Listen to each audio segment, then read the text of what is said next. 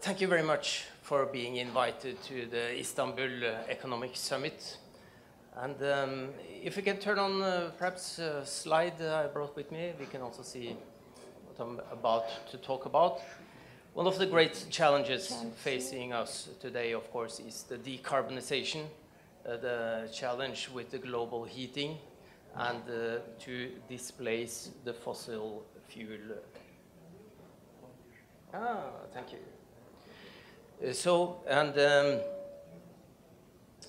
I think most analysts today all agree that the solar energy is it is the undisputed contributor among the renewable energies.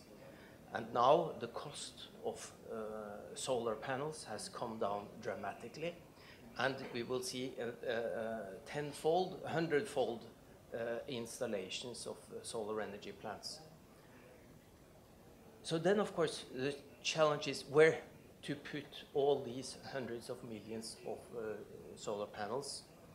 And what Ocean Sun do is we deploy these on water surfaces. Like you can see in the movie, this is from a hydroelectric power plant not far from here in the mountains of Albania, together with the premier renewable energy company in Europe, which is Statkraft, having more than 340 hydroelectric power reservoirs. And this is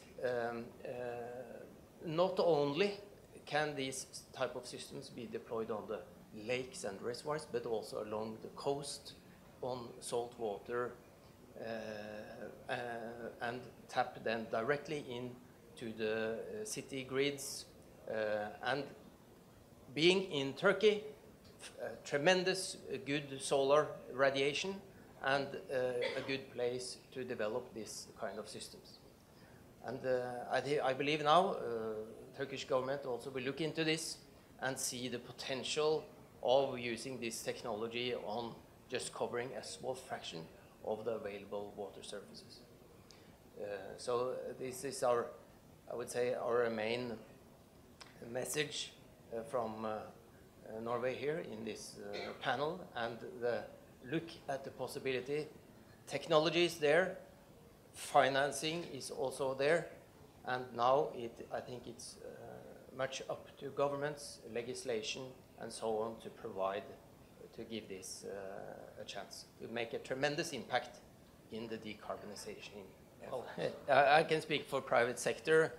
Ocean Sun is a listed company at Oslo Exchange, and there is actually legislation now in Norway. I think they are among the few states in the world that have put forward legislation on female representation on the board of directors for private companies, and I think it's 40% it should aiming at, and luckily we are at 60% actually in Ocean Sun, and are very happy with that arrangement.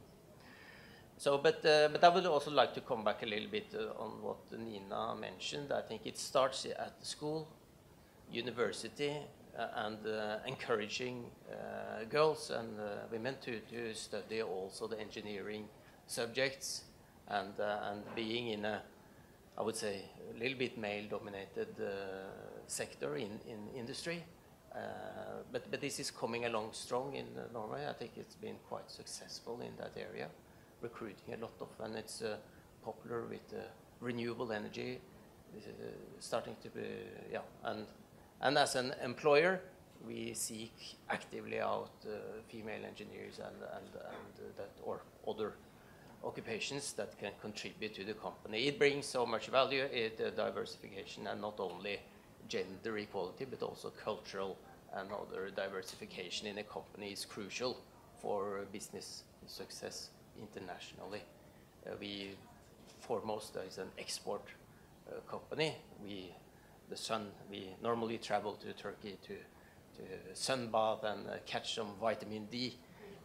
We have to drink fish oil in winter, you know. So, but in order to make this international collaboration possible, you need to have the diverse group of employees in all both male, female, and culturally. So I think there are other panelists here that are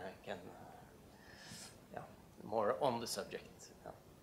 Yes, and I think Norway is very similar in the sense that Sweden and Norway with these export finance arrangements and guarantees and such. But I think when looking at the floating solar in particular, this is not necessarily huge. It's possible to start relatively small with these 1 megawatt systems, and what you will see then is that these are extremely profitable.